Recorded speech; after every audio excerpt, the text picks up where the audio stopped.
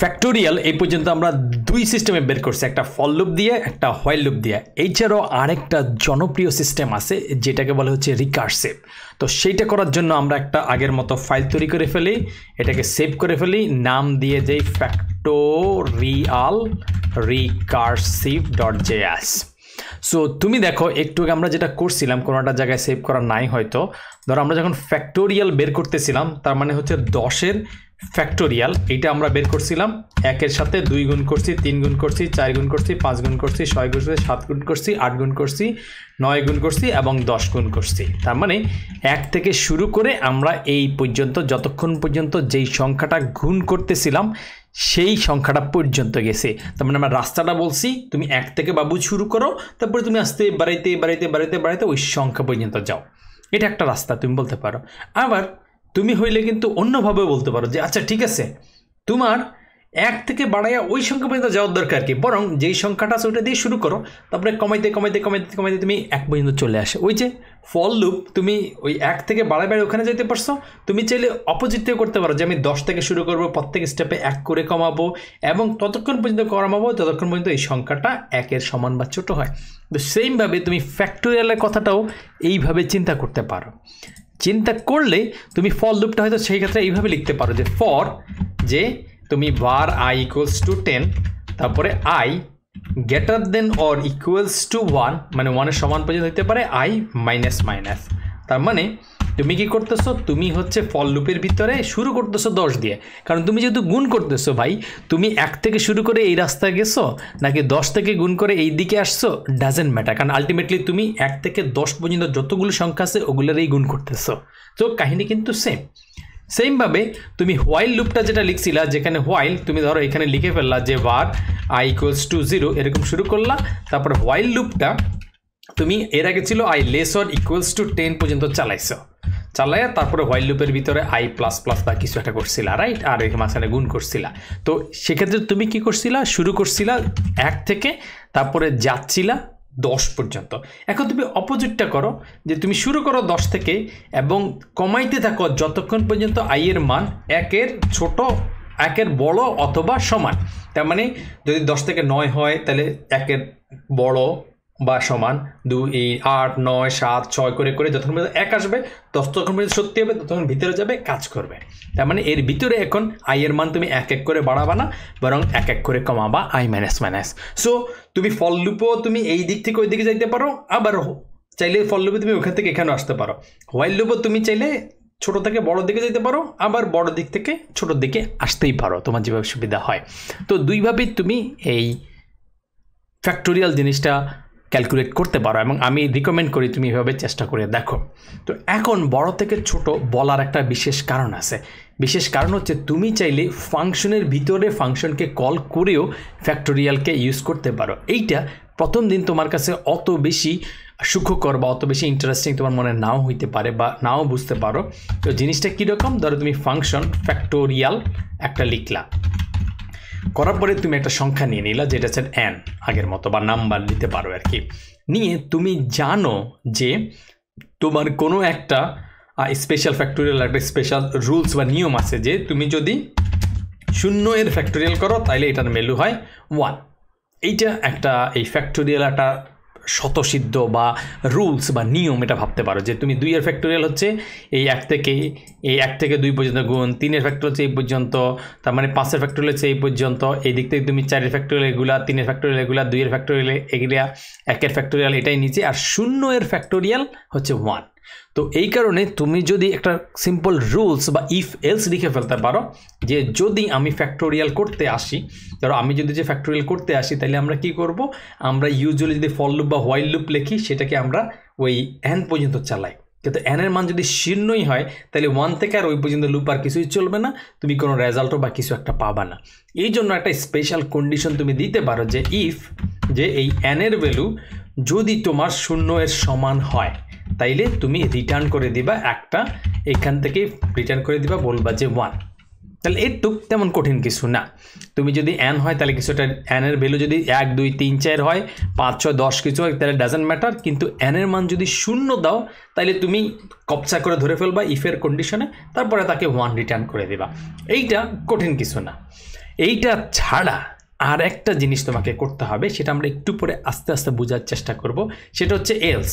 তার মানে এই তোমার যদি n এর ভ্যালু তোমার যদি হচ্ছে শূন্যর সাথে আমরা সাপোজ আবার ধরলাম আমরা শুধুমাত্র পজিটিভ ভ্যালুগুলো দিচ্ছি, নেগেটিভ ভ্যালুগুলো দিচ্ছি না, সেই ক্ষেত্রে আমরা কি করতে পারি, আমরা বলবো যে তুমি রিটার্ন করো ওই জিনিসটা যেটা হচ্ছে এই n এর সাথে তারপরে আমরা গুণ করব এই যে return n multiplied by factorial n minus 1।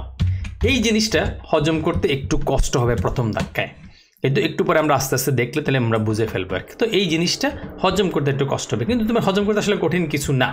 দেখো আমরা যদি হচ্ছে ধরো আমরা এইটা থেকে আমরা একটা অংশ নিয়ে নিই যে আমরা 2 এর ফ্যাক্টোরিয়াল করতে চাই, তাহলে আমরা কি করি, এই 2 এর ফ্যাক্টোরিয়াল ইকুয়ালস টু হবে কি 1:2। যাই হোক, আমরা যদি হচ্ছে 3 এর ফ্যাক্টোরিয়াল করতে চাই তাহলে আমরা জানি সেটা হবে কি এই 1 তারপরে হচ্ছে মাল্টিপ্লাইড বাই 1 তারপরে হচ্ছে আমরা মাল্টিপ্লাইড বাই 2 মাল্টিপ্লাইড বাই 3। তাহলে আমরা বলতে পারি যে 1 থেকে 2 এটা হচ্ছে কি এই 2 এর ফ্যাক্টোরিয়াল, রাইট? তাহলে আমরা লিখতে পারি 2 এর ফ্যাক্টোরিয়াল তার সাথে 3 গুণ করতেছি। আবার যদি আমরা ধরো 4 এর ফ্যাক্টোরিয়াল করি তাহলে আমরা কি করব, স্বাভাবিক হিসাবে 1 2 3 তারপর 4 পর্যন্ত গুণ করব। এই 8 কি 8 মানে হচ্ছে 3 এর ফ্যাক্টোরিয়াল, বা আমি যদি এখানে চেঞ্জও না করতাম, ধরো এখানে আমি যদি দিতাম 1 মাল্টিপ্লাইড বাই 2 মাল্টিপ্লাইড বাই 3, তাহলে এই দুটো একদম সেম না, 8 আর 8, তার মানে এইটা আবার কি এটা 3 ফ্যাক্টোরিয়াল। তাহলে আমরা এটা বলতে পারি যে 8 হচ্ছে এই 3 এর ফ্যাক্টোরিয়াল তার সাথে হচ্ছে 4 গুণ। ধরো আমরা যদি আরেকটা করলাম, ধরো এইটাকে 0 বাদ দিয়ে দিলাম বা এটাকে আমরা উপরেই উঠাই ফেলি, যা এটা থাকুক, তুই আর বেশি কান্নাকাটি করিস না, এটা এখানে থাকুক। তো এখানে আমরা বসাই দেই যে 5 এর ফ্যাক্টোরিয়াল কি হচ্ছে, 5 এর ফ্যাক্টোরিয়াল হচ্ছে তোমার আমরা শুরু করতেছি এই যে 1 মাল্টিপ্লাইড 2 3 তারপর 4 5, তার মানে এটা আসলে 4 ফ্যাক্টোরিয়াল। সো 5 এর ফ্যাক্টোরিয়ালকে আমরা বলতে পারি এটা হচ্ছে 4 এর ফ্যাক্টোরিয়াল মাল্টিপ্লাইড বাই 5, কারণ এইটা হচ্ছে জাস্ট যেই সংখ্যাটা 5 এর ফ্যাক্টোরিয়াল করতেছে এইটা তার চাইতে 1 কম। তার মানে আমরা এটাও বলতে পারি, এখানে আমরা ছোট করে বলতে পারি যে এই জিনিসটা আসলে হচ্ছে যে সংখ্যাটা মাল্টিপ্লাই করতেছি তার চাইতে 1 কম, মানে 5 এর ফ্যাক্টোরিয়ালের চাইতে 1 কম। ধরো আমরা এটা করলাম, আমরা এটা আপাতত এখানে রেখে দিলাম। 6 এর ক্ষেত্রে কি কাহিনী ঘটে, আমরা যদি এই লাইনটাকেও কপি করে এখানে যদি 6 এর ফ্যাক্টোরিয়াল বের করতে চাই তাহলে আমাদের কি হবে যে 1 2 3 4 5 তারপরে 6।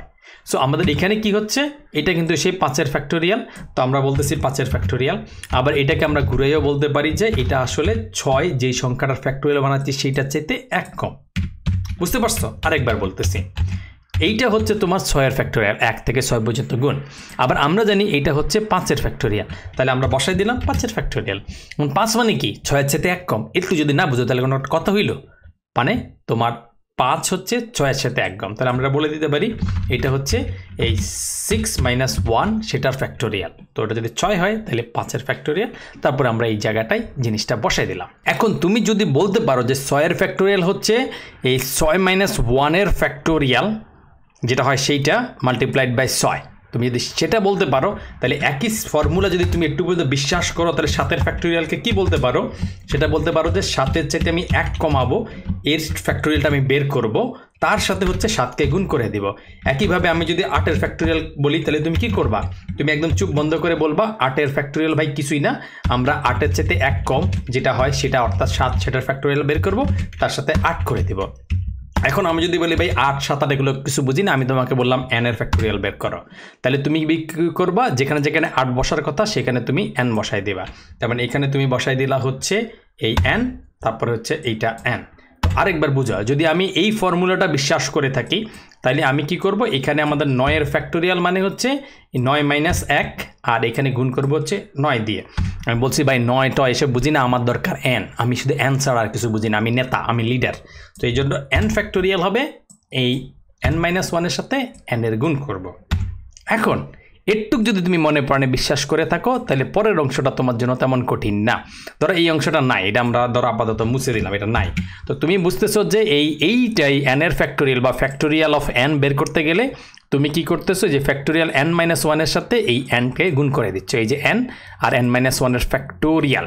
তো এই ফ্যাক্টোরিয়ালকে কল করলে ডেফিনেটলি ফ্যাক্টোরিয়াল দিবে, এটা আমরা আগে থেকেই জানি। তো এটাকে আমরা কল করতেছি যে n - 1 দিয়ে, আর সাথে হচ্ছে n কে গুণ করে দিচ্ছি, সিম্পল, আর কিছু না।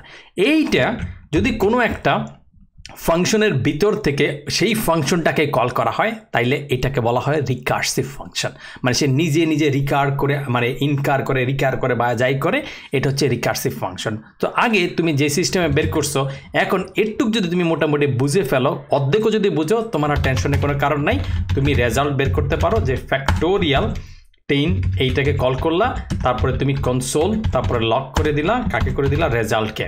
দেখবে তুমি আগের মতোই রেজাল্ট পেয়ে যাচ্ছ। এটাকে সেভ করে যদি আমরা এখন রান করি, এটা হচ্ছে কি ফ্যাক্টোরিয়াল recursive.js, তাহলে কিন্তু তুমি এক্স্যাক্টলি সেম রেজাল্টটাই পাবা। সো প্রথম এই জিনিসটা বুঝতে আমার মাথা পুরাই আউলায় যায়, আমি বুঝতে পারি না ঠিক মতো, বাট আমি এই জন্য ভেঙে ভুঙ্গে এইভাবে বোঝার চেষ্টা করি যে না, এইটুকু আমি বিশ্বাস করছি, কারণ আমি এটুক বিশ্বাস করছি। তো এটুক থেকে আমি এটা করতে পারি স্কয়ার ফ্যাক্টোরিয়ালের জন্য, এটুক যদি আমি স্কয়ার ফ্যাক্টোরিয়ালের জন্য বের করতে পারি বা বিশ্বাস করতে পারি, তাইলে ধরো আমাদের এখানে স্কয়ার ফ্যাক্টোরিয়াল আবার লিখলাম করে, এটা হচ্ছে আমাদের 6 পর্যন্ত। তো একটু যদি বিশ্বাস করে আমি এটা বিশ্বাস করতে পারি, তো এটা বিশ্বাস করা মানে হচ্ছে এটাকে আমি যদি হচ্ছে দরকার মতো জাস্ট উল্টাই দেয়, গুণ তো আগে আর পরে থাকলে কোনো সমস্যা নাই। এটা অ্যাসোসিয়েটিভ ল বা কিছু একটা ল বলে, এটাকে যাই বলে ওটা নিয়ে আমাদের মাথা খারাপ নাই, আমরাও তো গণিতের পণ্ডিত না, দুর্বল। তো এটা আর এটা কিন্তু একই জিনিস, কারণ এটা জাস্ট এই 2 এর সাথে 3 গুণ করলে 6 হবে, আবার 3 এর সাথে 2 করলে উল্টাই দিলে কিন্তু সেমই হবে আর কি। তো একটু যদি তুমি মোটামুটি বুঝতে পারো, তাহলে এটাও বুঝতে পারবা। এই ফ্যাক্টোরিয়াল রিকার্সিভভাবে বের করাটা একটা মোটামুটি ইন্টারভিউর জন্য একটা ভালো কোয়েশ্চেন। এই রিলেটেড আরও কিছু কোয়েশ্চেন থাকে এর পাশাপাশি, বাট এরটুক তুমি যদি অর্ধেকও বুঝো, তাইলে মোটামুটি এই ভিডিওটা আপাতত রেখে সামনে আগায় যাও, ফিউচারে আবার দরকার পড়লে এখানে ফেরত এসে দেখে ফেলতে পারবা। সো এই ভিডিওটা আপাতত এখানেই থাকলো, দেখা হবে নেক্সট ভিডিওতে।